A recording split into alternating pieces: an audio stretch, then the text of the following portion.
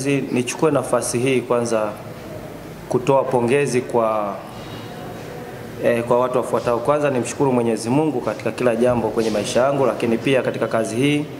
Lakini pili, nichukue nafasi hii kumpongeza Kamishna Jenerali wa Magereza mkuu wetu Katungu. Tatu, mwenyekiti wa timu ya Tanzania Prison Mwambinje, pamoja na mwenyekiti wa kamati Mwakijunge kwa kazi kubwa ambayo ameifanya. Lakini sambamba na hilo pia nichukue nafasi hii kuwapongeza benchi la ufundi, wachezaji wangu, na pasipo kusahau pia watangulizi wangu wa timu ya Tanzania Prison ikiwepo akina Makata, kwa sababu ni sehemu ya msaada mimi kufanya hiki ninachokifanya kwa leo, sababu kabla sijafika hapa ni wao niliwapigia simu kuona namna gani hapa palivyo, na walinipa msaada wao kama ilivyo kwa kina Ahmed Ali. So nafasi ya pekee ni kuwashukuru watangulizi wangu, lakini pia kuwashukuru viongozi wangu kwenye mapambano haya ya Tanzania Prison, kwa sababu nakumbuka toka tunakuja hapa, nafikiri kwa kiasi kikubwa timu kama mnavyokumbuka ilimaliza raundi ya kwanza na mechi 15 ikiwa na point 11.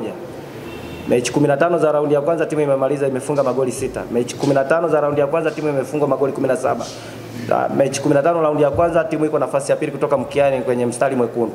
So ukiona raundi ya pili toka tumekuja mpaka hapa tumekusanya point 19. Ukijumlisha na point 11 za raundi ya kwanza unapata point 30. Point 19 ni zaidi ya point ya timu yoyote ile katika nafasi, kuanzia nafasi ya 5 mpaka nafasi ya 16. Hakuna timu ambayo imekusanya pointi nyingi ukilinganisha na Tanzania Prison. Kwa hiyo ni mafanikio ya kila mmoja, kwa maana wachezaji nilionao sasa hivi, benchi la ufundi nilionao sasa hivi, uongozi, kamati ya mashindano pia pamoja na mkuu wetu. Ndio maana nimechukua nafasi hii kuweza kuwashukuru.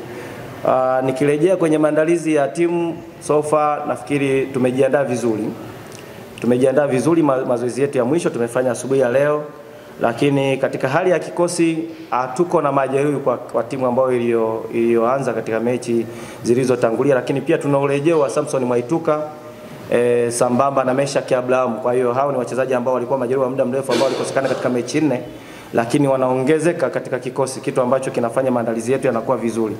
Lakini jambo lingine ni kwamba tumejiandaa kwa maana ya kuona ambavyo tunaweza kucheza dhidi ya timu ambao ni mabingwa wa Tanzania.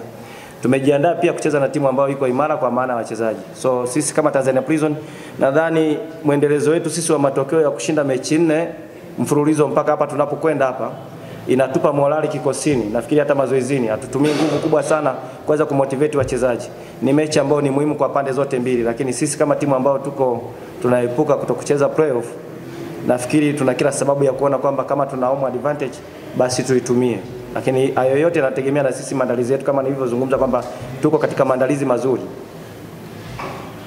Naam, ni mwalimu wa kikosi cha Tanzania Prisons akielezea maandalizi kuelekea kwenye mchezo wa kesho.